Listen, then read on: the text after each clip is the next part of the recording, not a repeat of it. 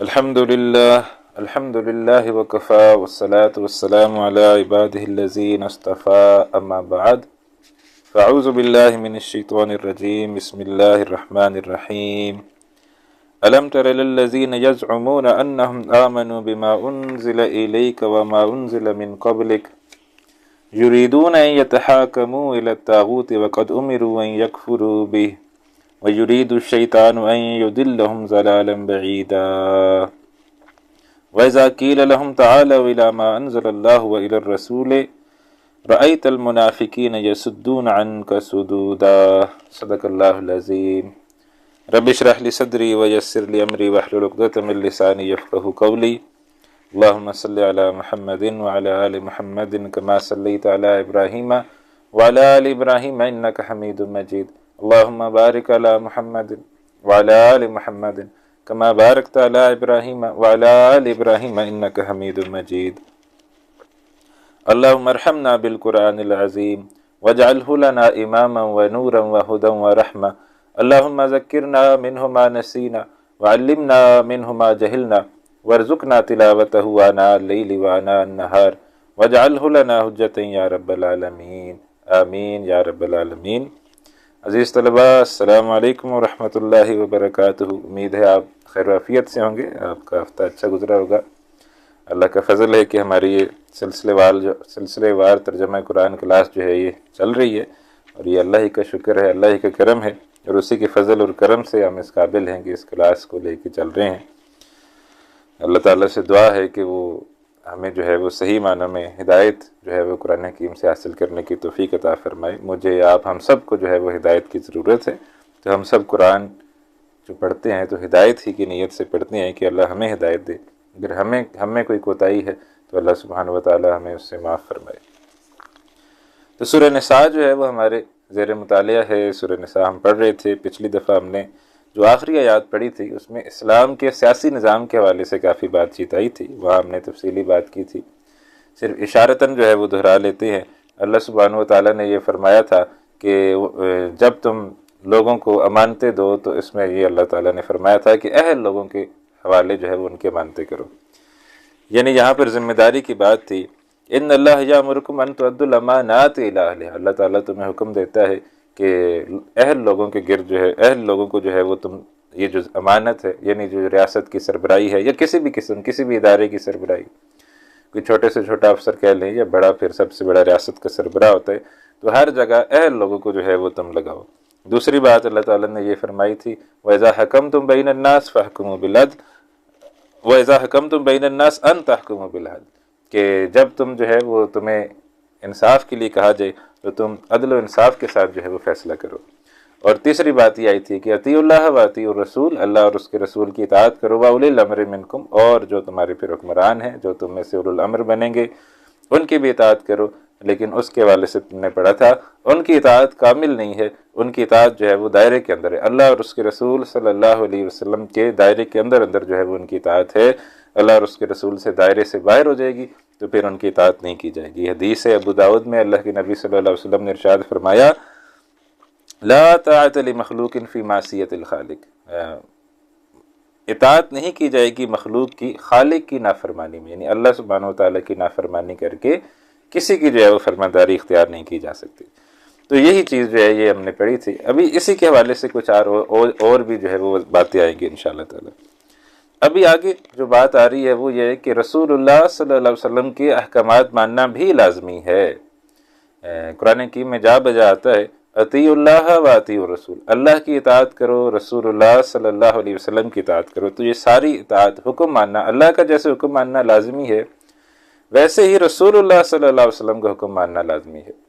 وہاں پر جو مدینہ کے اندر جو منافقین تھے ان کے لیے یہ بات جو ہے وہ بڑی بھاری تھی کہ ہم چلو اللہ کا تو حکم مانیں گے لیکن حضور صلی اللہ علیہ وسلم کے احکامات کو ہم نہیں مانیں گے، اور وہ جو ہے وہ اس حوالے سے نفاق کے اندر مبتلا تھے کہ ہم حضور صلی اللہ علیہ وسلم کی شخصی اطاعت جو ہے وہ نہیں کریں گے۔ تو یہاں پر انہیں کا اشارہ آ رہا ہے، فرمایا الم تر الی الذین یزعمون، کیا تم نے نہیں دیکھا انہیں جو دعویٰ کرتے ہیں انہم آمنوا بما انزل الیک، کہ وہ ایمان رکھتے ہیں اس کلام پر جو نازل کیا گیا ہے اے نبی صلی اللہ علیہ وسلم آپ کی طرف، وما انزل من قبلک، اور اس پر بھی جو نازل کیا گیا ہے آپ سے پہلے بھی. یعنی یہ تو پھر قانونی طور پر آپ کہہ سکتے ہیں کہ یہ مسلمان تھے کہ آپ صلی اللہ علیہ وسلم کی کتاب پر بھی ایمان لا رہے ہیں، آپ صلی اللہ علیہ وسلم سے پچھلی کتابوں پر بھی ایمان لا رہے ہیں، لیکن وہ بجائے اس کے کہ آپ صلی اللہ علیہ وسلم سے فیصلہ کرائیں، وہ فیصلے جو ہے وہ کہیں اور سے جو ہے وہ کروانا چاہتے ہیں. یریدون ان یتحاکموا الی الطاغوت، وہ چاہتے ہیں کہ فیصلے لیے جائیں طاغوت کی طرف سے. دیکھیں، ایک طرف احکامات ہیں اللہ اور اس کے رسول صلی اللہ علیہ وسلم کے، اور دوسری طرف احکامات ہیں جو پھر اللہ اور اس کے رسول صلی اللہ علیہ وسلم کے علاوہ جو بھی ہوں گے، تو وہ بے شک دور حاضر کے انگریز کے بنائے ہوئے قانون ہو یا کسی اور زمانے میں کسی اور کے بنائے ہوئے قانون ہو، تو اللہ اور اس کے رسول صلی اللہ علیہ وسلم کے علاوہ بنائے ہوئے قوانین سے جو بھی فیصلہ لینا چاہتا ہے تو وہ سمجھ لے کہ وہ طاغوت سے جو ہے وہ فیصلہ لینا چاہتا ہے. یا تو اللہ اور اس کے رسول صلی اللہ علیہ وسلم کو فیصلہ کرنے اختیار ہے، یا پھر ان کے مقابل جو آئے گا تو وہ پھر طاغوت کہلایا جائے گا. تو یہاں جیسے کہا رہا ہے یریدون، وہ چاہتے ہیں ان یتحاکموا، کہ فیصلے لیے جائیں الی الطاغوت، طاغوت سے. وقد امروا، حالانکہ انہیں تو یہ حکم دیا گیا تھا ان یکفروا بہ، کہ وہ انکار کرے طاغوت کا. اللہ اور اس کے رسول صلی اللہ علیہ وسلم کے علاوہ کہیں سے بھی فیصلہ کرانے سے انکار کرنا چاہیے. اور آج دیکھ لیجئے، پچھلی دفعہ بھی ہم نے کافی بات کی تھی کہ آج تو ہمارا آوے کا آوے جو ہے وہ بگڑا ہوا ہے. ہر جگہ جو ہے وہ اللہ اور اس کے رسول صلی اللہ علیہ وسلم کے احکامات کی دھجیاں اڑائی جاتی ہیں. ہماری پارلیمنٹ کے اندر، سینٹ کے اندر، عدالتوں کے اندر، آپ عدالتوں کے اندر چلے جائیں، وہاں کہاں بات ہوگی کہ قرآن حکیم میں یہ آیا ہے، کوئی چور ہے تو اس کی سزا یہ ہے تو یہ سزا دے دو، کوئی زانی ہے تو اس کی سزا یہ ہے تو یہ سزا دے دو. وہاں تو کسی قسم کی اللہ اور اس کے رسول کی بات نہیں مانی جاتی، بلکہ وہاں تو جو ایکٹ چلے آ رہے ہیں انگریز کے بنائے ہوئے، انہی کے مطابق جو ہے وہ سزا دی جاتی ہے، جزا و سزا انہی کے مطابق دی جاتی ہے. تو لہذا یہ ذمہ ہوتا ہے پھر ہمارے کہ ہم اس سسٹم کو تبدیل کرنے کے لیے جدوجہد کریں، اور اللہ اور اس کے رسول صلی اللہ علیہ وسلم کا جو بنایا ہوا عادلانہ و منصفانہ نظام ہے اس کو لانے کے لیے اپنا تن من دھن بھی لگائیں اس حوالے سے. تو یریدون ان یتحاکموا الی الطاغوت، وہ چاہتے ہیں کہ فیصلے لیے جائے طاغوت کی طرف سے. وقد امروا ان یکفروا بہ، حالانکہ انہیں حکم دیا گیا تھا کہ وہ انکار کریں طاغوت کا. وَيُرِيدُ الشَّيْطَانُ، اور شیطان یہ چاہتا ہے ان یضلہم ضلالا بعیدا، کہ بھٹکا کر ڈال دے انہیں بہت دور کی گمراہی میں. یعنی جو اللہ اور اس کے رسول صلی اللہ علیہ وسلم کے احکامات کے علاوہ جو ہے وہ کسی سے فیصلہ لیتے ہیں تو یہ گویا وہ شیطان کے نقش قدم پر ہیں اور انہیں بھٹکا کر دور کی گمراہی میں ڈال دے گا. اچھا، اس میں یہ ہے کہ جیسے اب ہمارا نظام چل رہا ہے تو اب ہم پابند ہیں، مجبور ہیں کہ ظاہر بات ہے ہم فرض کریں ہماری کوئی جگہ ہے، اس پر کوئی قبضہ کر لیتا ہے، تو ظاہر بات ہے اس وقت کوئی شرعی عدالتیں جو ہے وہ نہیں ہیں کہ ہم وہاں جا کے اپنا دعویٰ پیش کریں اور اپنا جو ہے وہ حق لیں، یا اور دنیا کا کسی قسم کا کوئی مسئلہ بن جاتا ہے. تو اس وقت تو ایکٹنگ عدالتیں یہی ہیں، انہی سے ہی ہمیں مجبوراً جانا پڑتا ہے. مجبوراً جا کے وہاں سے ہی جو ہے وہ ہمیں عدل و انصاف کے لیے اسی در کو کھٹکانا پڑتا ہے جو صحیح نہیں ہے. لیکن ہمیں یہ معلوم ہونا چاہیے کہ چلے ہم بامر مجبوری اگر وہاں جا رہے ہیں تو ہمیں کم از کم یہ معلوم ہونا چاہیے کہ ہم نے یہاں سے انصاف، چلو پتہ نہیں ملے گا یا نہیں ملے گا، یہاں تو پتہ نہیں انصاف بھی ملتا ہے یا نہیں ملتا،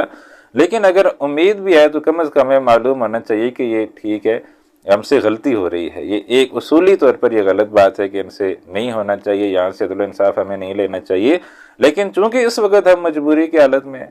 تو وہ مجبوری کی حالت میں تو خنزیر بھی جو ہے وہ اللہ سبحانہ و تعالیٰ حلال کر دیتے ہیں. تو مجبوری کی جو حالت ہے، اس مجبوری کی حالت میں چلو ہم ان سے عدل و انصاف کی تمنا کر کے کوشش کر کے لے سکتے ہیں، لیکن معلوم ہونا چاہیے کہ اصل عدل و انصاف وہی ہے جو اللہ اور اس کے رسول صلی اللہ علیہ وسلم کے احکامات کے مطابق ہو رہا ہو، نہ کہ انگریز کے حکموں کے مطابق. تو لہٰذا وہاں سے اگر ہم انصاف لے لیں، کوشش کریں، تو بہرحال اللہ تعالیٰ سے استغفار بھی مانگنی چاہیے کہ یا اللہ اب مجبوری ہے، میں ادھر گیا ہوں تو بامر مجبوری گیا ہوں. اور کوئی ظاہر بات ہے اگر مسجد کے امام کے پاس جائیں گے تو وہ بے شک فیصلہ آپ کے حق میں بھی کر دے، تو امپلیمنٹیشن پاور تو اس کے پاس نہیں ہے، وہ تو عدلیہ کے پاس ہے کہ وہ پولیس کو کہے گی کہ یہ کام کر کے دو. تو لہٰذا بامر مجبوری ہم وہاں جاتے ہیں. تو لیکن یہ ہمیں پتہ ہونا چاہیے کہ یہ ہم جو ہے یہ کام جو کر رہے ہیں یہ صحیح نہیں ہے. اصولی طور پر تو عدالتوں کو اللہ اور اس کے رسول صلی اللہ علیہ وسلم کے احکامات کے مطابق فیصلے کرنے چاہیے، قرآن و سنت کے مطابق فیصلے کرنے چاہیے، پھر ہی ہمیں ان سے فیصلہ لینا چاہیے. تو جب تک یہ صورتحال بن نہیں جاتی تب تک مجبوری میں بہرحال وہاں سے فیصلے لیے جا سکتے ہیں، لیکن یہ معلوم ہونا چاہیے کہ یہ اصولی طور پر بات ٹھیک نہیں ہے.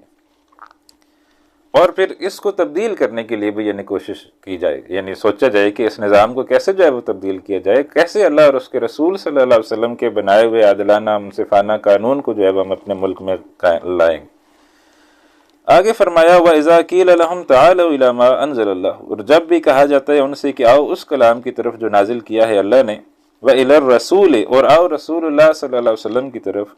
رَأَيْتَ الْمُنَافِقِينَ، آپ دیکھیں گے منافقوں کو، یصدون عنک صدودا، وہ کتراتے ہیں آپ سے رخ پھیرتے ہوئے۔ یعنی نبی اکرم صلی اللہ علیہ وسلم کی وہ جو مقام و مرتبہ ہے کہ آپ کا حکم بھی ماننا جو ہے وہ لازمی ہے، اس حکم کو ماننے سے جو ہے وہ کترا رہے ہیں۔ وہ چاہتے ہیں کہ بس کہیں اور سے جو ہے وہ ہمارا فیصلہ ہو جائے، تو وہ اس طرف آنے کو تیار نہیں ہے۔ اب آگے جو آیات آ رہی ہیں اس کے اندر جو ہے وہ پھر اس کی ایک مثال بھی اللہ سبحانہ وتعالیٰ لا رہے ہیں کہ کیسے وہاں پر یہ کام جو ہے وہ ہوتا تھا۔ ایک شخص جو ہے وہ اس کے بارے میں یہ آتا ہے کہ وہ منافق تھا، اس کا ایک یہودی کے ساتھ کسی بات پر جو ہے وہ جھگڑا ہو گیا۔ اب مختلف واقعات ہیں، بہرحال کسی بات سے اس کا جھگڑا ہو گیا، اور اب یہودی یہ چاہتا تھا کہ فیصلہ جو ہے وہ نبی اکرم صلی اللہ علیہ وسلم سے جو ہے وہ کرایا جائے، اور منافق کو پتا تھا کہ میں غلط ہوں، اس لڑائی میں، اس جھگڑے میں جو ہے وہ غلط ہوں، اور اگر نبی اکرم صلی اللہ علیہ وسلم کے پاس گئے تو فیصلہ میرے خلاف ہو جائے گا۔ وہ یہ چاہتا تھا کہ جو یہودیوں کا جو سردار ہے کعب بن اشرف، اس سے جو ہے وہ فیصلہ کرایا جائے۔ تو وہاں اگر آپ پڑھیں تو وہاں پر یہ آپ سمجھیے کہ ایک طرح سے دو عدالتی نظام جو ہے وہ مدینہ کے اندر چل رہا تھا۔ نبی اکرم صلی اللہ علیہ وسلم بھی جو ہے وہ فیصلہ فرماتے تھے، اور یہودی بھی جو ہے وہ فیصلہ کرتے تھے، آپس میں ایک دوسرے کے معاملات کا فیصلہ یہودی بھی کرتے تھے، نبی اکرم صلی اللہ علیہ وسلم بھی کرتے تھے۔ تو لہٰذا اس سے ان حضرات نے دلیل پکڑی ہے جو یہ سمجھتے ہیں کہ جب نبی اکرم صلی اللہ علیہ وسلم ہجرت کر کے مدینہ آئے ہیں تو وہاں پر ابھی ایک ریاست جو ہے وہ نہیں بنی، بلکہ ایک دست جماعت تھی جس کو ایک بستی میں جو ہے وہ غلبہ ہوا، لیکن ریاست نہیں بنی، کیونکہ کسی بھی ریاست کے اندر دو عدالتی سسٹم جو ہے وہ نہیں چل سکتے۔ لیکن یہاں بہرحال دو عدالتی سسٹم جو ہے وہ ایک وقت تک چلتے رہے، کچھ وقت تک چلتے رہے، پھر بہرحال وہ ختم ہو گئے۔ یہودی جیسے جیسے نکلتے گئے تو وہ خود ہی ختم ہو گئے۔ تو یہودیوں کو اجازت تھی کہ وہ بھی جو ہے وہ فیصلہ کر سکتے تھے، اور نبی اکرم صلی اللہ علیہ وسلم بھی فیصلہ فرماتے تھے۔ تو لہٰذا اب منافق یہ چاہتا تھا کہ کعب بن اشرف سے جو ہے وہ فیصلہ کروایا جائے، وہ اس کا کوئی پرانا تعلق تھا غالباً، تو وہ اس کو جو ہے وہ پتہ تھا کہ اس سے لے دین کر کے کوئی اشاروں کناروں میں کر کے فیصلہ جو ہے وہ میں اپنے حق میں جو ہے وہ کروا لوں گا۔ اچھا، اب یہودی نے لیکن بہرحال اس کو کوئی شرم دلائی، کوئی عار دلایا، تو اچھا مسلمان ہے، تو مسلمان ہو کے نبی اکرم صلی اللہ علیہ وسلم کے پاس نہیں جا رہا فیصلہ کروانے کے لیے، تو ایسی کوئی بات کی، تو وہ مجبوراً جو ہے وہ اس کو آنا پڑ گیا نبی اکرم صلی اللہ علیہ وسلم کے پاس۔ اب جب نبی اکرم صلی اللہ علیہ وسلم نے مقدمہ سنا تو یہودی کے حق میں جو ہے وہ فیصلہ کر دیا کہ یہودی جو ہے وہ ٹھیک ہے، مسلمان جو ہے وہ غلط ہے۔ اب جیسے ہی وہ وہاں سے نکلا تو اس نے کہا کہ یار دیکھو، ایسا ہے کہ رسول اللہ صلی اللہ علیہ وسلم نے تو فیصلہ کر لیا ہے، ایسا کرتے ہیں حضرت عمر فاروق رضی اللہ عنہ کے پاس جاتے ہیں، ان سے بھی ذرا معلوم کر لیتے ہیں کہ ان کی اس بارے میں کیا رائے ہے۔ اچھا، اس منافق نے یہ سمجھا تھا کہ حضرت عمر رضی اللہ عنہ مسلمانوں کے حوالے سے بڑے سخت مزاج ہیں، تو وہ جیسا بھی ہوگا تو میری حق میں فیصلہ کر دیں گے، اس کا یہ ذہن تھا۔ تو وہ یہودی نے کہا چلو ٹھیک ہے، حضرت عمر رضی اللہ عنہ سے فیصلہ کروا لیتے ہیں، ان سے بھی پوچھ لیتے ہیں کہ آپ کی اس بارے میں کیا رائے ہے۔ تو منافق نے اس کو پکڑا یہودی کو، اور حضرت عمر رضی اللہ عنہ کے پاس جو ہے وہ پہنچ گیا، جا کے اپنا معاملہ پیش کیا، اور یہودی نے بھی اپنا معاملہ پیش کیا، اور ساتھ ہی میں یہ بھی کہہ دیا کہ بہرحال اس معاملے میں نبی اکرم صلی اللہ علیہ وسلم تو میرے حق میں فیصلہ فرما چکے ہیں، اور بہرحال اب یہ منافق جو ہے یہ مجھے تمہارے پاس دوبارہ لے آیا ہے فیصلہ کرانے کے لیے۔ تو حضرت عمر رضی اللہ عنہ نے پوچھا کہ اچھا رسول اللہ صلی اللہ علیہ وسلم اس کے بارے میں فیصلہ فرما چکے ہیں؟ کہا ہاں۔ تو حضرت عمر نے کہا اچھا ٹھیک ہے، میں فیصلہ کرتا ہوں۔ گئے اندر، تلوار لے کے آئے اور اس منافق کی گردن اڑا دی کہ ٹھیک ہے، اگر رسول اللہ صلی اللہ علیہ وسلم کا فیصلہ نہیں مانا جائے گا تو پھر اس کا یہی علاج ہے، جو حضور صلی اللہ علیہ وسلم کا فیصلہ نہیں مانے گا اس کا تو یہی علاج ہے کہ اس کی گردن جو ہے وہ پھر اڑا دی جائے گی۔ تو اس پر جو ہے وہ جو منافق تھا، اس کا جو قبیلہ تھا، اس نے بڑا شور کر دیا۔ انہوں نے کہا جی دیکھیں جی، یہ تو بس ایک رائے لینے کے لیے گئے تھے، ایک اوپینین لینے کے لیے گئے تھے، کوئی فیصلہ چوری کرانے گئے تھے وہ، اور حضرت عمر رضی اللہ عنہ نے جو ہے وہ ایک مسلمان کو جو ہے وہ قتل کر دیا ہے، لہٰذا اب ان سے قصاص لیا جائے، ان سے بدلہ لیا جائے۔ تو اس طرح کا جو ہے وہ ایک مشکل کیفیت پیدا ہوئی کرنے کی کوشش کی انہوں نے، کہ حضرت عمر رضی اللہ عنہ کو جو ہے وہ ان سے جو ہے وہ قصاص لیا جائے، کیونکہ انہوں نے ایک مسلمان کو جو ہے وہ قتل کیا ہے۔ تو لہٰذا اس پر جو ہے وہ پھر اللہ سبحانہ و تعالیٰ نے یہ آیات نازل فرما دی، فرمایا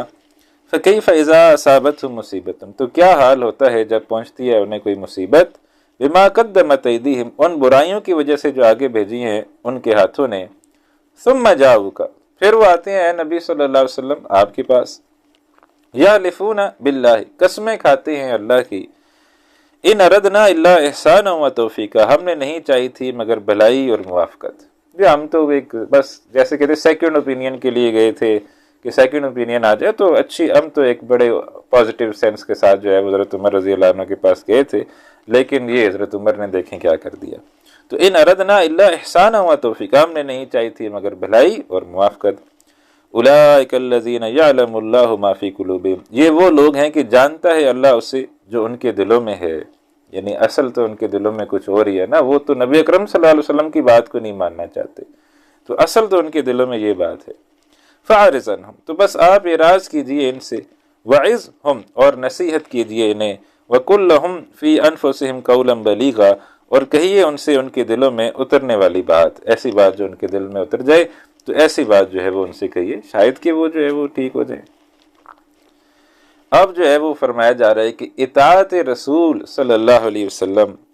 یہ ایمان لانے کا لازمی جو ہے وہ تقاضا ہے۔ نبی اکرم صلی اللہ علیہ وسلم پر اگر جو ہے وہ تم ان کا حکم نہیں مانو گے، رسول اللہ صلی اللہ علیہ وسلم کی اطاعت نہیں کرو گے، تو پھر تمہارا ایمان بھی مشکوک ہے۔ فرمایا وما ارسلنا من رسول، ہم نے نہیں بھیجا کوئی رسول الا لیطاع باذن اللہ، مگر یہ کہ اس کی اطاعت کی جائے اللہ کے حکم سے۔ یعنی انبیاء اور رسول بھیجے اس لیے جاتے، ان کا بھی حکم جو ہے وہ اسی طرح اہمیت رکھتا ہے جس طرح اللہ سبحانہ و تعالیٰ کا حکم جو ہے وہ اہمیت رکھتا ہے، ان کا حکم بھی برابر ہوتا ہے۔ قرآن حکیم میں بھی بار بار یہ بات ہے، اطیعوا اللہ و اطیعوا الرسول، اللہ کی اطاعت کرو، رسول اللہ صلی اللہ علیہ وسلم کی اطاعت کرو۔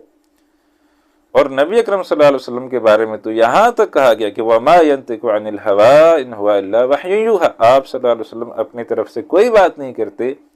جو بھی آپ صلی اللہ علیہ وسلم بات کرتے ہیں تو وہ گویا وہی ہوتی ہے اللہ سبحانہ و تعالیٰ کی طرف سے آپ پر۔ تو لہٰذا نبی اکرم صلی اللہ علیہ وسلم کے احکامات کو ماننا، نبی اکرم صلی اللہ علیہ وسلم کے حکموں کو ماننا، جاننا اور ان پر چلنا، یہ بھی ایمان کی جو ہے وہ لازمی تقاضا ہے۔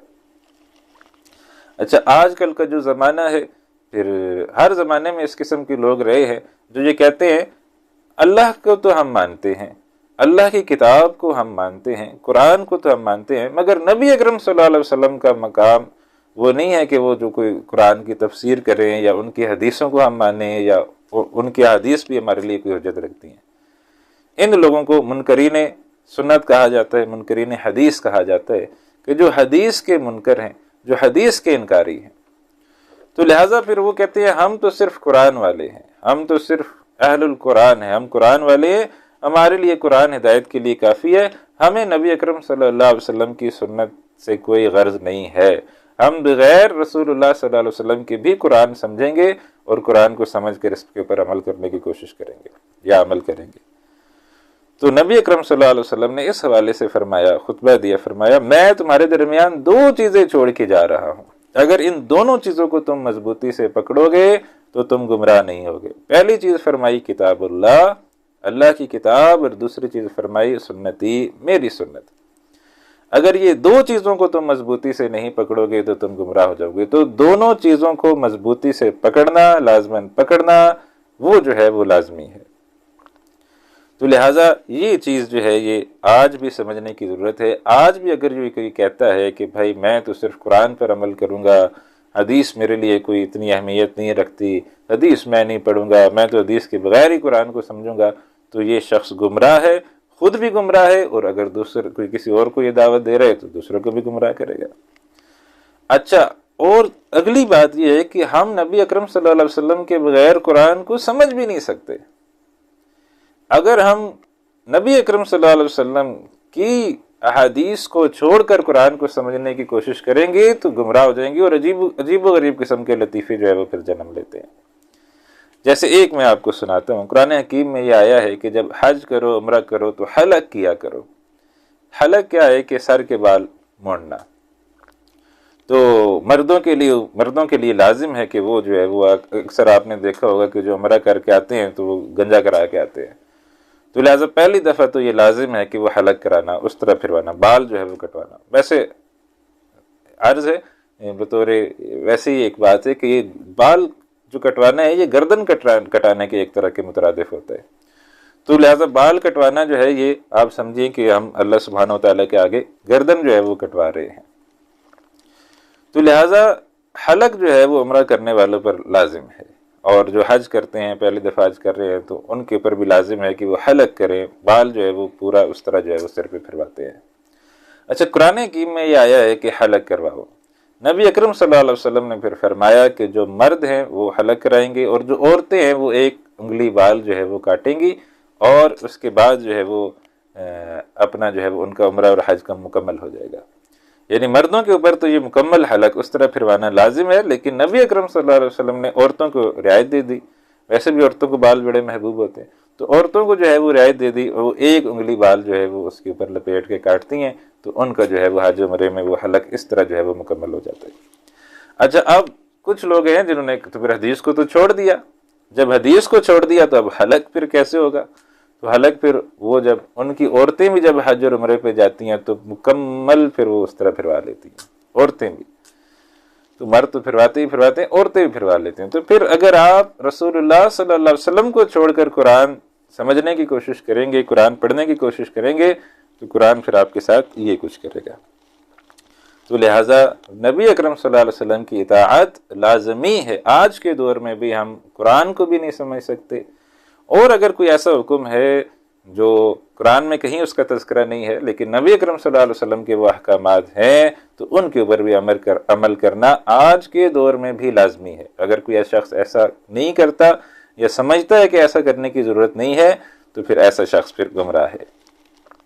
وَمَا أَرْسَلْنَا مِن رَّسُولٍ، ہم نے نہیں بھیجا کوئی رسول إِلَّا لِيُطَاعَ، مگر یہ کہ اس کی اطاعت کی جائے، بِإِذْنِ اللہ، اللہ تعالیٰ کے حکم سے۔ اطاعت رسول صلی اللہ علیہ وسلم بہت ہے۔ وَلَوْ أَنَّهُمْ إِذْ ظَلَمُوا أَنفُسَهُمْ، اور اگر بے شک انہوں نے جب ظلم کیا تھا اپنی جانوں پر، یعنی یہ پھر ابھی اسی منافق کا تذکرہ آ گیا اور ان کے قبیلے والوں کا، کہ جب اس نے ظلم کیا، فیصلہ کہیں اور سے کروانا چاہا، وَلَوْ أَنَّهُمْ إِذْ ظَلَمُوا أَنفُسَهُمْ، اور بے شک انہوں نے جب ظلم کیا تھا اپنی جانوں پر، جاؤگا، وہ ہے نبی صلی اللہ علیہ وسلم آپ کے پاس آتے ہیں، فَاسْتَغْفَرُوا اللَّهَ، آپ بخشش مانگتے اللہ سے، یعنی اگر وہ اپنی غلطی تسلیم کر لیتے، غلطی تسلیم کر کے آ کے نبی اکرم صلی اللہ علیہ وسلم جو ہے وہ آ کے کہتے کہ یا رسول اللہ بس غلطی ہو گئی، آپ جو ہے وہ ہمارے لیے بھی استغفار کی دعا کریں، اس کے لیے بھی استغفار کی دعا کریں، فاستغفر اللہ، پھر بخشش مانگتے اللہ سے، واستغفر لهم الرسول، پھر بخشش مانگتے ان کے لیے رسول بھی، یعنی اللہ کے رسول صلی اللہ علیہ وسلم بھی ان کے لیے مغفرت کی دعا کرتے، وہ خود بھی جو ہے وہ مغفرت طلب کرتے، لوجد اللہ تواب الرحیم، یقیناً وہ پاتے اللہ کو بہت توبہ قبول کرنے والا، ہمیشہ رحم کرنے والا ہے۔ لیکن انہوں نے بہرحال ایسا نہیں کیا، وہ تو اور ہی جو ہے وہ تھے، تو وہ تو منافق تھے، تو لہٰذا انہوں نے جو ہے وہ نبی اکرم صلی اللہ علیہ وسلم سے اور ہی بات کی، بجائے اس کی کہ اپنی غلطی تسلیم کرتے۔ اب پھر اس بات کی تاکید کی جا رہی ہے کہ رسول اللہ صلی اللہ علیہ وسلم کے فیصلے کو نہ ماننے والا مومن نہیں ہے۔ فرمایا فلا وربک لا یؤمنون، پس نہیں، قسم ہے نبی صلی اللہ علیہ وسلم آپ کے رب کی، وہ ایمان نہیں رکھتے، وہ مومن نہیں ہیں، وہ ایمان والے نہیں ہیں، حتی یحکموک فیما شجر بینہم، یہاں تک کہ وہ منصف بنائیں آپ کو اس میں جو وہ جھگڑا ہوا ان کے درمیان، یعنی جب تک نبی اکرم صلی اللہ علیہ وسلم کو منصف نہیں بنائیں گے، جب تک نبی اکرم صلی اللہ علیہ وسلم سے فیصلہ نہیں کروائیں گے تو وہ ایمان والے نہیں ہیں۔ فلا وربک لا یؤمنون، نہیں، بس نہیں، قسم ہے نبی صلی اللہ علیہ وسلم آپ کے رب کی، وہ ایمان نہیں رکھتے، حتی یحکموک، یہاں تک کہ وہ فیصلہ کرائیں آپ سے، فیما شجر بینہم، جو بھی ان کے درمیان اختلاف جو ہے وہ ہو جائے۔ تو یہاں دیکھیں اللہ سبحانہ و تعالیٰ قسم کھا کے کہہ رہا ہے کہ وہ ایمان والے نہیں ہیں، تو پھر ہم اپنے فیصلے کہاں سے کرواتے ہیں؟ تو جب کروائیں تو کم از کم اس کے بعد استغفار تو طلب کریں نا اللہ سبحانہ و تعالیٰ سے، جیسے کوئی سور کھا لے مجبوری میں، تو سور کھانے کے بعد کم از کم استغفار تو طلب کرے، یا اللہ مر جاتا میں پر چلو سور نہ کھاتا، لیکن آپ نے اجازت دی ہوئی ہے تو میں مجبوری میں یہ کھایا ہے، لیکن اس پر بھی آپ مجھے معاف کیجیے گا۔ تو استغفار تو طلب کرے، ہم جو ہے وہ ان سے جو ہے وہ غیر اللہ سے اور اللہ کے رسول صلی اللہ علیہ وسلم کے احکامات کے علاوہ فیصلے کرنے والوں سے اپنے فیصلے کروا رہے ہیں۔ حتی یحکموک فیما شجر بینہم ثم لا یجدوا فی انفسہم حرجا مما قضیت، پھر نہ پائیں اپنے جیوں میں کوئی تنگی اس سے جو آپ فیصلہ کرے۔ یعنی ایک تو یہ کہ فیصلہ نبی اکرم صلی اللہ علیہ وسلم سے کروانا، اور دوسری یہ بات کہ ان سے جو ہے وہ پھر جب فیصلہ نبی اکرم صلی اللہ علیہ وسلم کریں تو پھر اس فیصلے پر جو ہے وہ کسی قسم کی وہ دل میں تنگی نہ محسوس کریں کہ یہ نبی اکرم صلی اللہ علیہ وسلم نے جو ہے وہ کیسا فیصلہ جو ہے وہ کر دیا ہے۔ اچھا، یہ جو منافق ہیں ان کے اوپر تین چیزیں جو ہیں وہ بھاری تھی، اور تین چیزوں میں سے پہلی چیز کیا تھی کہ اطاعت رسول صلی اللہ علیہ وسلم کے، نبی اکرم صلی اللہ علیہ وسلم کی شخصی اطاعت، یہ ان کے اوپر بہت جو ہے وہ بھاری تھی اور ان کے اوپر گراں گزرتی تھی۔ دوسری چیز جو ہے وہ ان کو منافقین کے اوپر جو بہت بھاری تھی وہ تھی قتال فی سبیل اللہ، اللہ کے راستے میں جنگ کرنا، جان دینے سے یہ گھبراتے تھے، کہتے نہیں جنگ نہیں کرنی۔ اور منافقین جو ہے وہ ہم دیکھتے ہیں کہ جنگ سے جو ہے جب بھی میدان جنگ ہوتا تو کہتے جی میری یہ مجبوری ہے، میری یہ مجبوری ہے، میری یہ مجبوری ہے، تو اس طرح جو ہے وہ کر کے میدان جنگ سے جو ہے وہ رائے فرار اختیار کرتے۔ تو یہ دوسری چیز تھی جو قتال فی سبیل اللہ، جس سے یہ فرار اختیار کرتے تھے۔ اور تیسری چیز تھی ہجرت، جس کا بھی آگے تذکرہ آئے گا، ہجرت بھی ان کے اوپر جو ہے وہ بہت گراں گزرتی تھی۔ اور ایک اور چیز بھی ہے جو ان کے اوپر بہت گراں گزرتی تھی، وہ انفاق بھی تھا کہ کسی درجے میں یہ انفاق بھی جو ہے وہ نہیں کیا کرتے تھے۔ تو یہ چیزیں جو ہیں یہ منافقین کے اوپر بہت جو ہے وہ بھاری گزرتی تھی۔ تو آگے فرمایا کہ یہ جو فیصلہ کرے نبی اکرم صلی اللہ علیہ وسلم اس میں اپنے جیوں پر کوئی تنگی محسوس نہ کریں، وَيُسَلِّمُوا تسلیما، اور اس طرح تسلیم کریں جیسے تسلیم کرنے کا حق ہے، یعنی بڑے ہی خوشی کے ساتھ جو نبی اکرم صلی اللہ علیہ وسلم فیصلہ فرمائے۔ اب ظاہر بات ہے کہ اللہ اور اس کے رسول صلی اللہ علیہ وسلم عدل کے علاوہ تو کچھ بھی فیصلہ نہیں فرمائیں گے،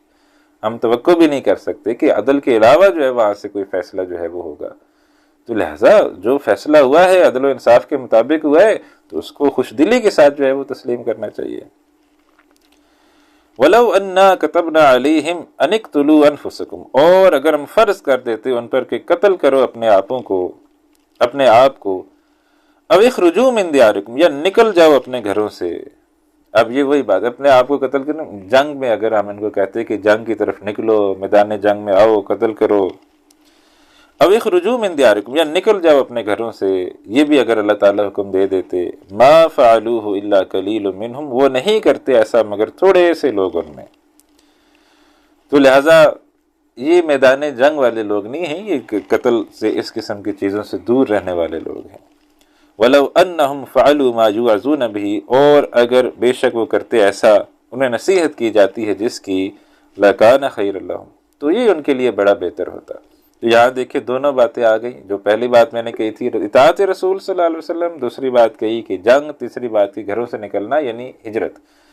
تو ہجرت اگر ان کو کہا جاتا ہے کہ نکلو اپنے گھروں سے، تو ہجرت ہے کہ اس جگہ سے نکلو اور مکہ سے نکلو اور مدینے چلے جاؤ، یا مدینے سے نکلو کہیں اور چلے جاؤ، تو انہوں نے یہ کام نہیں کرنا تھا، تو لہٰذا یہ انہوں نے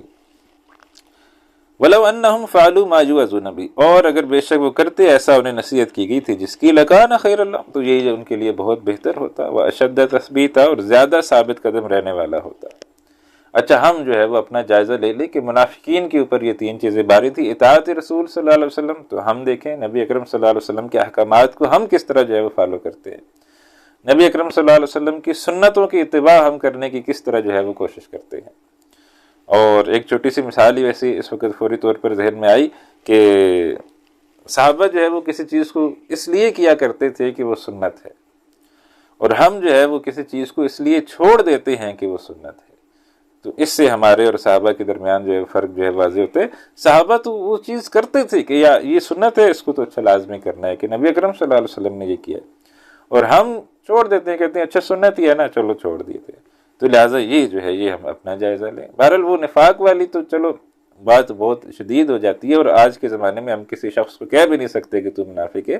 لیکن میں صرف اپنا جائزہ لینے کی بات کروں۔ ہر شخص اپنا جائزہ لے، کسی دوسرے کا جائزہ لینے کی ضرورت نہیں، ہر شخص صرف اپنا جائزہ لے اطاعت رسول صلی اللہ علیہ وسلم کی کیا کیفیت ہے، اللہ کے راستے میں جنگ کرنا پڑ جائے تو کیا ذہنی طور پر تیار ہیں، اور اللہ کے راستے میں کہیں ہجرت کرنی پڑ جائے، اپنا گھر بار چھوڑ کے کہیں اور جانا پڑ جائے تو کیا اس کے لیے ذہنی طور پر تیار ہیں؟ تو کم از کم اپنا ایک جائزہ لے سکتے ہیں کہ ہمارے اندر اگر ہمیں ایسا سینیریو ہو جائے تو ہم کیا کریں گے۔ وہ ایک ہوتا ہے کہ اس میں انسان یہ سوچتا ہے کہ اگر میرے ساتھ ایسا ہو جائے تو میں کیا کروں گا، تو ہمیں کم از کم سوچ تو ایسی ہونی چاہیے نا کہ اگر ایسا کچھ ہو گیا تو پھر میں کیا کروں گا۔ تو ایسی صورت میں انسان نے اگر سوچا ہوگا تو انشاءاللہ اللہ تعالیٰ ایک تو نیتوں پر بھی اجر دے دیتے ہیں، اور دوسرا یہ کہ اگر واقعتاً اس کو وہ کوئی موقع آ جائے تو پھر وہ اس کے مطابق ہی عمل کرے گا جو اس نے سوچا ہوگا انشاءاللہ۔ وَإِذًا لَآتَيْنَاهُم مِّن لَّدُنَّا أَجْرًا عَظِيمًا، اور اس وقت یقیناً ہم انہیں دیتے اپنے پاس سے شاندار بدلہ، یعنی اگر وہ یہ تینوں باتوں پر عمل کرتے تو بڑا شاندار بدلہ پاتے، اللہ تعالیٰ جو ہے وہ انہیں بڑا زبردست بدلہ دیتا۔ وَلَهَدَيْنَاهُمْ صِرَاطًا مُسْتَقِيمًا، اور یقیناً ہم ہدایت دیتے انہیں سیدھے راستے کی۔ یہ جو منافقین ہیں یہ بڑے مالدار تھے اور اولاد میں بھی یہ کثرت رکھتے تھے، اور یہی وجہ ہے کہ ان کے نفاق کے اندر نفاق کی جو بیماری ان کے اندر بنی ہے، اس کے اندر ایک وجہ یہی تھی کہ یہ مالدار بہت ہے۔ تو جو مالدار آدمی ہوتا ہے وہ مال لگانے سے وہ کتراتا ہے، مال بچانے کی ہر وقت فکر میں رہتا ہے، اور اسی طریقے سے وہ جان دینے میں بھی کتراتا ہے کہ جو غریب ہوتا ہے وہ کہتا ہے یار ٹھیک ہے، کیا جان ہی تو ہے، دے دیتے ہیں۔ تو یہ جو مال ہے، یہ جو اولاد ہے، کثرت اولاد ہے، تو سم ٹائمز یہ فتنہ بن جاتی ہے۔ خود قرآن حکیم میں کہا گیا کہ انما اموالکم واولادکم فتنہ، تمہارے لیے تمہارا مال اور اولاد فتنہ ہے، آزمائش ہے۔ تو یہ آزمائش ہی جو ہے وہ پھر انسان کو نفاق کی طرف لے جاتی ہے۔ اب جو ہے وہ فرمایا کہ اللہ تعالیٰ کے انعام یافتہ بندے کون ہیں، کون لوگ ہیں جن کے اوپر اللہ تعالیٰ نے انعام کیا۔ اور ایک دعا جو ہم ہر وقت جو ہے وہ مانگتے ہیں اللہ سبحانہ وتعالیٰ سے، ہر وقت ہم یہ کہتے ہیں اہدنا الصراط المستقیم، اے اللہ ہمیں سیدھی راہ دکھا۔ تو صراط الذین انعمت علیہم، ان لوگوں کی راہ جن کے اوپر تو نے اپنا انعام کیا ہے۔ تو اس کا جواب آ رہا ہے کہ وہ منعم علیہم بندے کون ہیں، وہ انعام یافتہ بندے کون ہیں جن کے اوپر اللہ تعالیٰ نے جو ہے وہ انعام کیا ہے۔ تو فرمایا وَمَن يُطِعِ اللَّهَ وَالرَّسُولَ، جو اطاعت کرتے ہیں اللہ کی اور رسول اللہ صلی اللہ علیہ وسلم کی، جو حکموں کو مانتے ہیں اللہ کی اور رسول اللہ صلی اللہ علیہ وسلم کی، فَأُولَٰئِكَ مَعَ الَّذِينَ، تو یہ وہ لوگ ہیں جو ساتھ ہوں گے، انعم اللہ علیہم، انعام فرمایا اللہ نے جن پر، یعنی یہ وہ لوگ ان کے ساتھ ہوں گے جن پر اللہ نے انعام فرمایا، اور وہ کون ہیں، من النبیین، انبیاء، والصدیقین، اور صدیقین، والشہداء، اور شہید، گواہ یا اللہ کے راستے میں شہید ہونے والے، والصالحین، اور صالحین، نیک لوگ بندے۔ تو یہ چار کیٹیگریز اللہ سبحانہ و تعالیٰ نے بیان فرمائی۔ انبیاء یہ جو ہے یہ اللہ تعالیٰ کے چنے ہوئے ہیں، اور نبی اکرم صلی اللہ علیہ وسلم کے بعد خاتم النبیین ہے نبی اکرم صلی اللہ علیہ وسلم، تو ان کے بعد جو ہے وہ اب کسی نبی کا آنے کا کوئی امکان نہیں ہے، جو سمجھے بھی تو وہ دائرہ اسلام سے خارج ہو جائے گا۔ تو لہٰذا انبیاء کا وہ دروازہ تو بند ہو گیا۔ البتہ الصدیقین، الشہداء، الصالحین، یہ درجے ہیں جس کے اوپر تم آگے بڑھو۔ دیکھو تم کس طرف جا سکتے ہو۔ صدیقین میں بھی کوئی بہت ہی اعلیٰ مقام پہ صدیق ہوگا تو چلو تم ادھر اس راستے پہ چلنے کی کوشش کرو۔ اگر کسی کے 100/100 ہیں صدیقیت میں نمبر، تو ہو سکتا ہے چلو تمہارے بھی کوئی 50-60 آ جائیں۔ اسی طرح شہداء ہیں، صالحین ہیں، تو یہ وہ لوگ ہیں جن کے اوپر اللہ سبحانہ وتعالیٰ نے اپنا انعام فرمایا۔ وَحَسُنَ أُولَٰئِكَ رَفِيقًا، کیا ہی اچھے ہیں یہ ساتھی۔ اچھا، جنت کی بہت ساری ایسی نعمتیں ہیں جن کو ہم یعنی تصور نہیں کرتے کہ یہ بھی کوئی نعمت ہوتی ہے۔ تو اس میں ایک نعمت ہوتی ہے کمپنی سے مراد کوئی فیکٹری نہیں، کمپنی سے مراد انسان کے دوست احباب جو اس کے ارد گرد ہوتے ہیں، جو اس کے ساتھی ہوتے ہیں۔ تو لہٰذا یہ ساتھی، جنت میں ساتھی کون ہوں گے؟ تو جنت میں ساتھی وہ ہوں گے جو ایمان والے ہیں، جو اللہ اور اس کے رسول صلی اللہ علیہ وسلم پر ایمان لانے والے، اور رسولوں پر ایمان لانے والے، اور خود رسول، انبیاء اور رسول جو ہے وہ جنت میں موجود ہوں گے۔ تو ایک واقعہ جو ہے وہ ذہن میں آ گیا۔ ایک صحابی آئے نبی اکرم صلی اللہ علیہ وسلم کے پاس اور کہا کہ یا رسول اللہ میں تھوڑا سا پریشان ہوں، یا زیادہ پریشان ہوں۔ کہا کیا پریشانی ہے؟ تو کہا یا رسول اللہ دیکھیں، آپ تو جنت میں ہوں گے وہ بہت اعلیٰ مقام پر، تو یعنی جنت میں جو سب سے ٹاپ کی جگہ ہوگی، تو آپ تو وہاں ہوں گے، ہم تو پتہ نہیں نیچے کہیں ہوں گے۔ تو دنیا میں تو ہم آپ سے ملتے ہیں، آپ کو دیکھتے ہیں، تو جنت میں جو ہے وہ پھر کیسے آپ سے جو ہے وہ ملاقات ہوگی؟ پتہ نہیں وہاں ہمیں آپ سے ملنے کے لیے بھی آنے دیا جائے گا یا نہیں آنے دیا جائے گا۔ تو نبی اکرم صلی اللہ علیہ وسلم مسکرائے اور کہا کہ انسان اس کے ساتھ ہوگا جس سے وہ محبت کرتا ہوگا۔ تو آپ دیکھ لیجئے کہ صحابی کو کہا کہ تم فکر نہ کرو، تم جنت میں جو ہے وہ میرے ساتھ ہوگے۔ تو لہٰذا آپ دیکھیں صحابی کی فکر کیا ہے کہ جنت میں نبی اکرم صلی اللہ علیہ وسلم کا ساتھ ہو۔ تو لہٰذا جنت میں تو انبیاء نبی اکرم صلی اللہ علیہ وسلم ہوں گے، صحابہ کرام ہوں گے، اور جتنے ہم تذکرے پڑھتے ہیں اللہ کے رسولوں کے، انبیاء کے، صحابہ کے، تابعین کے، تبع تابعین اور اولیاء اللہ کے، یہ سارے جنت میں ہوں گے۔ ان لوگوں کی کمپنی میں اور ایمان والوں کی کمپنی میں وہ جو ایک ماحول ہوگا وہ بھی جنت کی نعمتوں میں ایک بہت بڑی نعمت ہے۔ تو دنیا میں وہ ماحول میسر نہیں ہو سکتا، وہ جنت میں جو ہے وہ ماحول ہوگا۔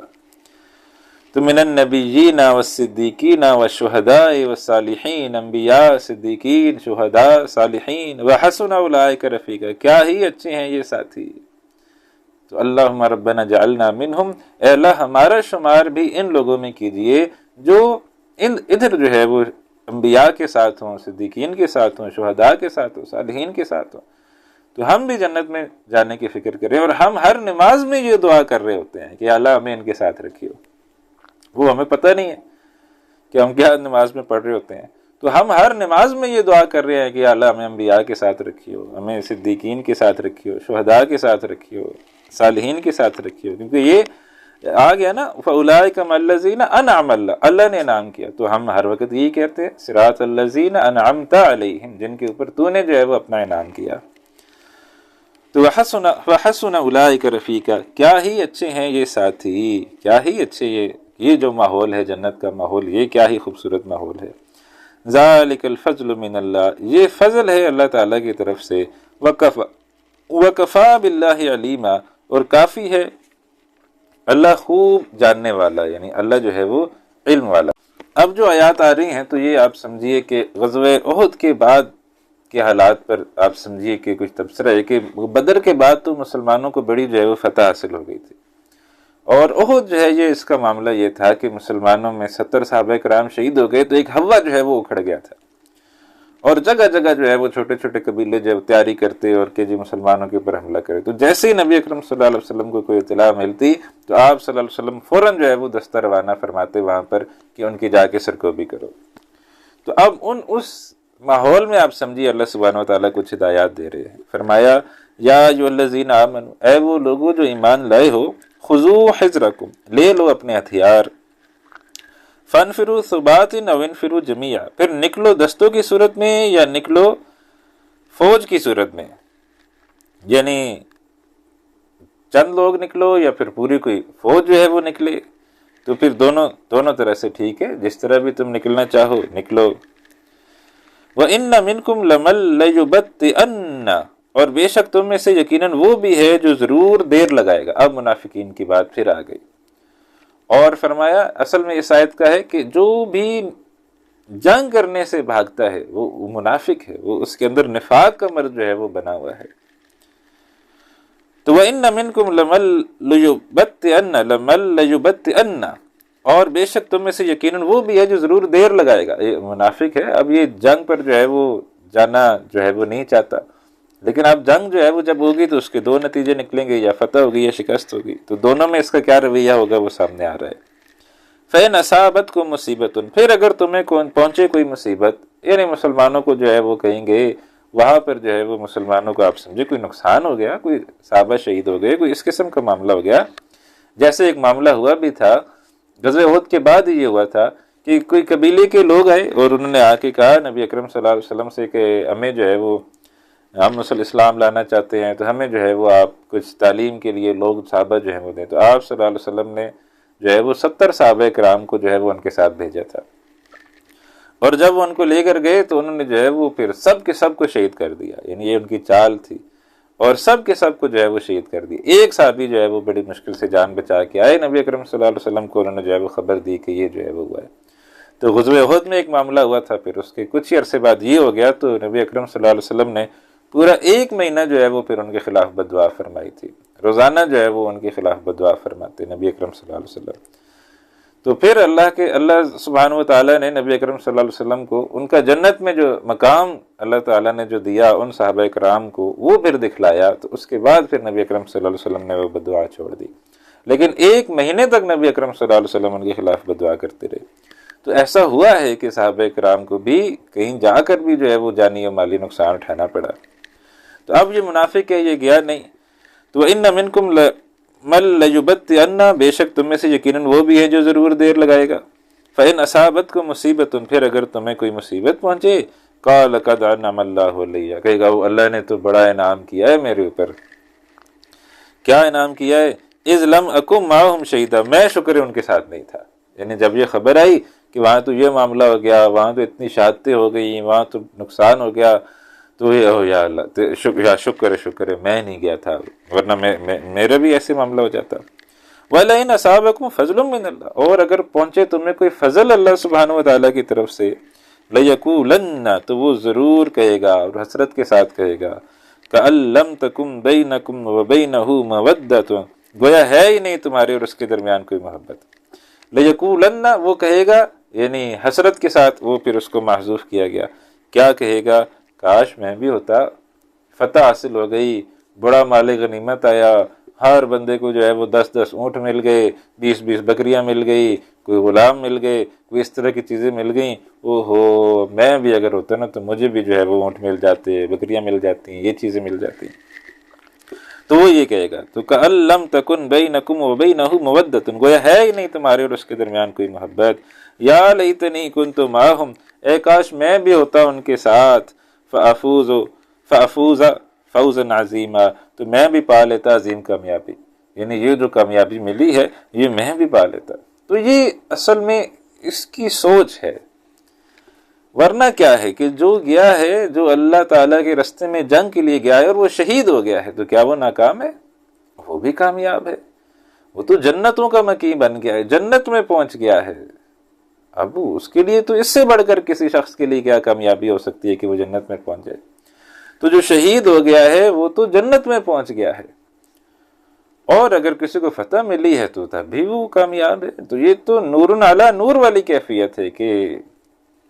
اگر جیت گئے تو کیا کہنا، ہارے بھی تو بازی مات نہیں، جیت گئے تو تب بھی ہم وکٹوریس ہیں، ہار گئے تو تب بھی ہم جنتوں کے مکی ہیں، تو ہمارے لیے تو ون ون سچویشن ہے۔ لیکن اس نے کیا سمجھا ہے؟ اس نے دنیا کے نفع نقصان کو ہی نفع نقصان سمجھ لیا ہے۔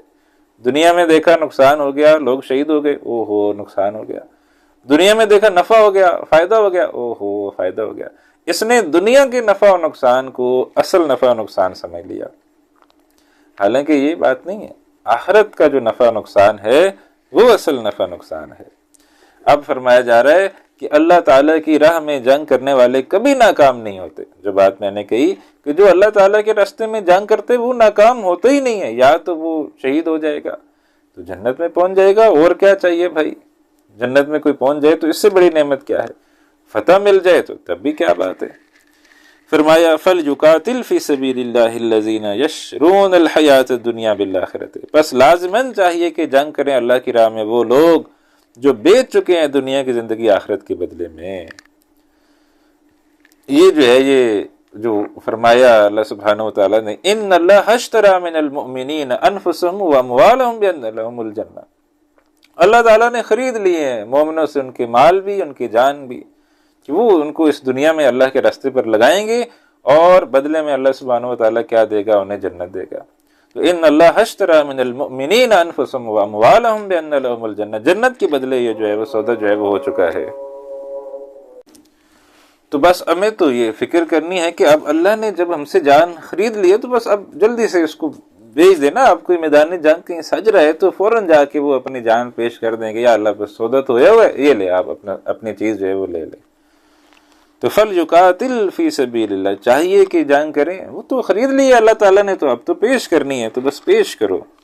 فَلْيُقَاتِلْ فِي سَبِيلِ اللَّهِ الَّذِينَ يَشْرُونَ الْحَيَاةَ الدُّنْيَا بِالْآخِرَةِ، لازماً چاہیے جنگ کریں اللہ کی راہ میں وہ لوگ جو بیچ چکے ہیں دنیا کی زندگی آخرت کے بدلے میں۔ وَمَن يُقَاتِلْ فِي سَبِيلِ اللَّهِ، جو کوئی جنگ کرتا ہے اللہ کی راہ میں، فیقتل او یغلب، پس اگر وہ مارا جائے یا غالب آ جائے، یعنی یا فتح ہو جائے یا وہ شہید ہو جائے، فسوف نؤتیہ اجرا عظیما، تو ہم عنقریب اسے دیں گے شاندار بدلہ۔ یعنی دونوں صورتوں میں جو ہے وہ ون ون سچویشن ہے، دونوں صورتوں میں اسے جو ہے وہ شاندار بدلہ ملے گا۔ اب ابھارا جا رہا ہے، جنگ کرنے کے اوپر ابھارا جا رہا ہے کہ تمہیں کیا ہو گیا، تم کیوں نہیں جنگ کرتے۔ اور یہ جو آیات ہیں ان کو آج کے تناظر میں بھی دیکھیں تو یہ بہت ہی اہم آیات ہیں کہ آج بھی جو ہے وہ اسی قسم کی کیفیات جو ہے وہ کے اندر مسلمان جو ہے وہ مبتلا ہیں۔ فرمایا وَمَا لَكُمْ لَا تُقَاتِلُونَ فِي سَبِيلِ اللَّهِ، تمہیں کیا ہو گیا ہے، تم کیوں نہیں جنگ کرتے اللہ کی راہ میں۔ وَالْمُسْتَضْعَفِينَ مِنَ الرِّجَالِ وَالنِّسَاءِ وَالْوِلْدَانِ، اور بے بس مردوں اور عورتوں اور بچوں کے لیے جو فریاد کر رہے ہیں، الذین یقولون، جو فریاد کر رہے ہیں، بے بس مرد ہیں، عورتیں ہیں، بچے ہیں، الذین یقولون، جو یہ کہہ رہے ہیں، فریاد کر رہے ہیں، اصل تو صحیح تو معنی یہی ہوگا، ربنا اخرجنا من هذه القرية، اے ہمارے رب نکال ہمیں اس بستی سے، الظالم اہلها، جس کے رہنے والے ظالم ہیں۔ یعنی اصلاً تو وہاں آپ سمجھیں کہ بستیاں تھیں جس کے اندر جو ہے وہ مسلمان موجود تھے، اور وہ مدینہ آنا چاہتے تھے لیکن ان کو جو ہے وہاں سے آنے نہیں دیا جاتا تھا، تو وہ وہاں پر دعا کرتے تھے۔ لیکن آج بھی اگر آپ حالات دیکھیے تو مسلمانوں سے کہا جا رہا ہے کیوں تم جو ہے وہ جنگ نہیں کرتے، جبکہ یہ اس طرح کی کیفیت کہیں بھی ہو۔ تو آج آپ دیکھ لیجئے غزہ کے اندر جو کیفیات ہیں، وہ بچے ہیں، وہ عورتیں ہیں، وہ بوڑھے ہیں، وہ بزرگ ہیں، کہاں ایک طرف جو ہے وہ 2 ارب سے زائد اب کہتے ہیں امت مسلمہ جو ہے وہ ہو گئی ہے، اور کہاں تقریباً 56-57 کے قریب اسلامی ملک ہیں دنیا کے اندر، تو کتنے امیر اور دولت مند ملک ہیں، اور کتنی ان کی فوجی طاقت ہے جو زبردست قسم کی فوجی طاقت ہے۔ لیکن اس سب کے باوجود ایک چھوٹا سا ملک اسرائیل، اور اسرائیل کی کل آبادی کتنی ہے، جو بہت بھی کہہ لیں تو 1 کروڑ ہوگی، یعنی لاہور کی آبادی سے بھی نصف جس کی آبادی ہے، وہ ملک جو ہے وہ ظلم کر رہا ہے مسلمانوں کے اوپر، اور 56-57 اسلامی ممالک اور 2 ارب سے زیادہ مسلمان وہ خاموش تماشا دیکھ رہے ہیں، مذمتی بیان جاری کر دے، ہاں جی بہت جی ہم مذمت کرتے ہیں اس کی، جو اسرائیل کر رہا ہے ہم اس کی مذمت کرتے ہیں، تو بس اس سے آگے کچھ بڑھنے کو تیار نہیں ہے۔ تو لہٰذا غور و فکر کرنا چاہیے، لیکن ان کی مدد کس منہ سے کرنے جائیں؟ ہم تو خود اللہ کے باغی ہیں، ہم تو خود یہاں پر شریعت کا مذاق اڑا رہے ہیں، ہم تو خود یہاں پر شریعت کے خلاف فیصلے کرتے ہیں،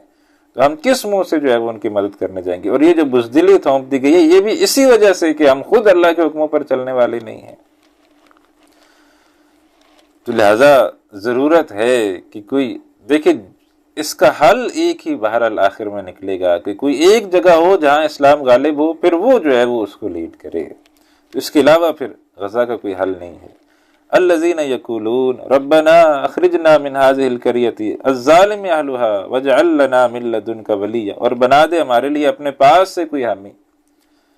تو اللہ کرے کہ کہیں دنیا میں کوئی اسلامی حکومت قائم ہو جو مسلمانوں کی پھر خیر خواہ ہو، جو مسلمانوں کی جو ہے وہ اس طرح مدد کرنے کی پوزیشن میں ہو کہ پھر وہ مدد کر سکے۔ ابھی تک تو جو ہمارے حکمران ہیں وہ بس ہمارے حکمران سے زیادہ کسی اور کے جو ہے وہ پے رول پہ زیادہ محسوس ہوتے ہیں۔ تو وَجَعَلْ لَنَا مِن لَّدُنْكَ وَلِيًّا، اور بنا دے ہمارے لیے اپنے پاس سے کوئی حامی، وَجَعَلْ لَنَا مِن لَّدُنْكَ نَصِيرًا، اور بنا دے ہمارے لیے اپنے پاس سے کوئی مددگار۔ تو یہ اللہ تعالیٰ سے دعا کر رہے ہیں۔ الَّذِينَ آمَنُوا يُقَاتِلُونَ فِي سَبِيلِ اللَّهِ، جو ایمان لائے ہیں وہ جنگ کرتے ہیں اللہ کی راہ میں۔ وَالَّذِينَ كَفَرُوا، اور وہ لوگ کے جو کافر ہیں، يُقَاتِلُونَ فِي سَبِيلِ الطاغوت، وہ جنگ کرتے ہیں طاغوت کی راہ میں۔ ایک قتال فی سبیل اللہ، ایک قتال فی سبیل الطاغوت ہے، ایک جنگ فی سبیل اللہ، ایک جنگ فی سبیل الطاغوت ہے۔ تو کچھ لوگ اللہ کے لیے لڑنے والے ہیں، کچھ لوگ شیطان کے لیے جو ہے وہ لڑنے والے ہیں۔ فَقَاتِلُوا أَوْلِيَاءَ الشَّيْطَانِ، تو جنگ کرو ان شیطان کے دوستوں سے، یہ جو شیطان کے ساتھی ہیں ان سے جنگ کرو، ان کو جو ہے وہ قتل کرو۔ إِنَّ كَيْدَ الشَّيْطَانِ كَانَ ضَعِيفًا، بے شک شیطان کی جو چال ہے وہ بہت کمزور ہوتی ہے، وہ کوئی اتنا جری نہیں ہے، اس کی چالیں کوئی اتنی نہیں ہے مضبوط، بس مسئلہ یہ ہے کہ ایمان والے کمزور ہیں۔ تو ایمان والے اگر طاقتور ہو جائیں، ایمان والے اگر مضبوط ہو جائیں تو شیطان کی چالیں بہت کمزور ہیں۔ اب پھر جو ہے وہ آگے ایک بات جو ہے وہ آ رہی ہے جس کو ہم سمجھ نہیں سکتے کہ جب تک نبی اکرم صلی اللہ علیہ وسلم کی پوری سیرت ہمارے سامنے نہ ہو، نبی اکرم صلی اللہ علیہ وسلم کی پوری سیرت کا وہ فلسفہ سیرت ہمارے سامنے نہ ہو کہ نبی اکرم صلی اللہ علیہ وسلم نے کب جو ہے وہ کون سا کام کیسے کیا۔ آپ صلی اللہ علیہ وسلم جب مبعوث کیے گئے تو ان کے ذمہ تھا کہ پورے نظام کو جو ہے وہ تبدیل کر دینا، پورے نظام کو اکھاڑ کے پھینکنا اور اس کی جگہ اللہ اور اس کے رسول صلی اللہ علیہ وسلم کے حکم کو نافذ کرنا۔ جب نبی اکرم صلی اللہ علیہ وسلم نے دعوت دی تو اس وقت مسلمان جو ہے وہ کمزور تھے، تھوڑے تھے، ایک نظام تھا، مشرکین کا نظام تھا، وہ قوت میں تھے۔ تو اگر نبی اکرم صلی اللہ علیہ وسلم نے جیسے ہی دعوت کی، اگر وہ اسی وقت قریش کے ساتھ جنگ چھیڑ دیتے تو ظاہر بات ہے قریش طاقت میں تھے، انہوں نے مسلمانوں کو فوری طور پر جو ہے وہ کرش کر دینا تھا، ختم کر دینا تھا۔ تو لہٰذا نبی اکرم صلی اللہ علیہ وسلم کی کیا حکمت عملی تھی کہ بھائی وہ جو تشدد کریں، وہ جو ظلم زیادتی کریں، اس کو برداشت کرنا ہے، اس کا کوئی جواب نہیں دینا۔ وہ مکی زندگی کا اگر آپ مشاہدہ کریں تو پوری مکی زندگی اسی طرح تھی کہ وہ جو مرضی کر لیں، ہم نے جواب نہیں دینا۔ اور یہ نبی اکرم صلی اللہ علیہ وسلم کا حکم تھا کہ جو وہ مرضی کر لیں، ہم نے جواب نہیں دینا۔ ورنہ آپ دیکھیں کہ جب حضرت یاسر رضی اللہ عنہ کو شہید کیا گیا، 4 اونٹوں سے جو ہے وہ باندھا گیا،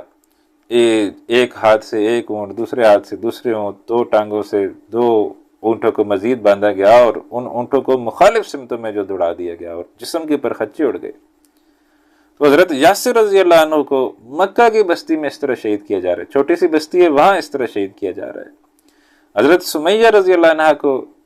شرمگاہ کے اندر نیزہ مار کے جو ہے وہ برے طریقے سے شہید کیا جا رہا ہے۔ حضرت بلال حبشی رضی اللہ عنہ پر کس طرح ظلم ہو رہے ہیں، حضرت خباب پر کس طرح ظلم ہو رہے ہیں، غلاموں پر کس طرح ظلم ہو رہے ہیں، جوانوں پر جو ظلم و زیادتیاں ہو رہی ہیں۔ تو مسلمان اتنے تو تھے نا، آخر حضرت عمر رضی اللہ عنہ بھی چلو مسلمان ہو گئے تھے ایک وقت میں، حضرت حمزہ رضی اللہ عنہ مسلمان ہو گئے تھے، تو یہ لوگ اتنے تو بہادر تھے نا کہ جا کے ابو جہل کی گردن ہی اڑا دیتے کہ ایسے کی تیسے، تو اب کوئی مسلمانوں کو ہاتھ لگائے تو ہم اس کی گردن جو ہے اڑا دیں گے۔ تو اتنے تو 25 30 40 50 لوگ تو تھے، لیکن اگر ایسا یہ کرتے تو انہوں نے پھر پوری قوت کے ساتھ آ جانا تھا میدان کے اندر، اور یہ جو 40 50 لوگ تھے ان سب کو جو ہے وہ پھر شہید کرنا تھا اور وہ کام ادھر ختم ہو جانا تھا۔ تو لہٰذا نبی اکرم صلی اللہ علیہ وسلم کی کیا حکمت عملی تھی کہ جب تک ایک مؤثر طاقت حاصل نہ ہو جائے تب تک ظلم کو برداشت کرو، ہاں جب مؤثر طاقت حاصل ہو جائے گی پھر ہم ان سے بدلہ لیں گے۔ تو لہٰذا پوری مکی کی زندگی کے اندر ہم یہ دیکھتے ہیں کہ حکم کیا تھا، اپنے ہاتھوں کو روکے رکھو، جس کا آپ تذکرہ رہے۔ فرمایا الم تر الی الذین قیل لہم، کیا آپ نے نہیں دیکھا ان لوگوں کو جن کو کہا گیا تھا کفو ایدیکم، اپنے ہاتھ روکے رکھو۔ اب یہ بھی جو ہے وہ آج بار بار وہی بات آ رہی ہے کہ نبی اکرم صلی اللہ علیہ وسلم کا حکم ماننا لازمی ہے۔ نبی اکرم صلی اللہ علیہ وسلم کا اگر کوئی حکم نہیں مانے گا تو وہ پھر مسلمان نہیں ہو سکتا، دائرہ اسلام کے اندر جو ہے وہ نہیں آ سکتا۔ تو لہٰذا یہ نبی اکرم صلی اللہ علیہ وسلم کا حکم تھا کہ بھائی مکی زندگی کے اندر اس ظلم کو برداشت کرنا ہے، جواب نہیں دینا۔ ہم پورا قرآن ہمارے سامنے موجود ہے، پورے قرآن کے اندر یہ بات کہیں نہیں آئی کہ بھائی مکہ میں تمہارے اوپر ظلم ہو رہا ہے لہٰذا تم نے ابھی جواب نہیں دینا۔ ہاں یہ بات ہے، یہ تم نے دیکھا ان لوگوں کو جن کو کہا گیا تھا کہ اپنے ہاتھوں کو روکے رکھو، یعنی ماضی کی ایک بات ہو رہی ہے، تو ماضی میں وہ بات کس نے کہی تھی کہ تم روکے رکھو؟ تو وہ نبی اکرم صلی اللہ علیہ وسلم نے کہی تھی، اور اللہ کے رسول صلی اللہ علیہ وسلم کے حکم کو اللہ تعالیٰ اب یہاں پر اپنا حکم جو ہے وہ قرار دے رہے ہیں۔ تو یہ باتیں بہت وضاحت کے ساتھ، بہت سمجھداری کے ساتھ، بہت عقل و شعور کے ساتھ ہمیں معلوم ہونی چاہیے کہ نبی اکرم صلی اللہ علیہ وسلم کی شخصیت کے بغیر ہم قرآن نہیں سمجھ سکتے، اور نبی اکرم صلی اللہ علیہ وسلم کے احکامات کو ماننا، احادیث کو سمجھنا پڑھنا اسی طرح پھر لازم ہو جاتا ہے جس طرح قرآن، اور قرآن کو ہم حدیث کے بغیر سمجھیں گے تو پھر مسئلہ ہے۔ تو یہاں ایک اور دلیل ہے یہ اس بات کی کہ اللہ کے نبی صلی اللہ علیہ وسلم کے حکم کو صحابہ نے مانا تھا، جبکہ وہاں پر کوئی اللہ کا حکم اس طرح براہ راست موجود نہیں ہے، قرآن میں کوئی آیت موجود نہیں ہے کہ مکے والے جو بھی کریں تم نے ریٹیلیٹ نہیں کرنا، جواب نہیں دینا۔ تو الم تر الی الذین قیل لہم کفوا ایدیکم، کیا تم نے نہیں دیکھا انہیں جن سے کہا گیا تھا بندھے رکھو اپنے ہاتھ، وَأَقِیمُوا الصَّلَاةَ وَآتُوا الزَّکَاةَ، اور قائم کرو نماز اور دو زکوٰۃ، فلما کتب علیہم القتال، پھر ایک وقت آیا کہ جب تعداد مؤثر ہو گئی، مدینے کے اندر ٹھکانہ بن گیا، مسلمان تھوڑے سے مضبوط ہو گئے، تو اب پھر ان کے ہاتھ کھول دیے گئے، کہا اب جو ہے وہ تم بدلہ لو، اب جنگ کر کے جو ہے وہ تم ان کو جو ہے وہ شکست دو۔ تو فلما کتب علیہم القتال، پھر جب ان کے اوپر جنگ جو ہے وہ فرض کر دی گئی، اذا فریق منہم یخشون الناس، اس وقت کچھ لوگ ان میں سے ڈرنے لگے لوگوں سے۔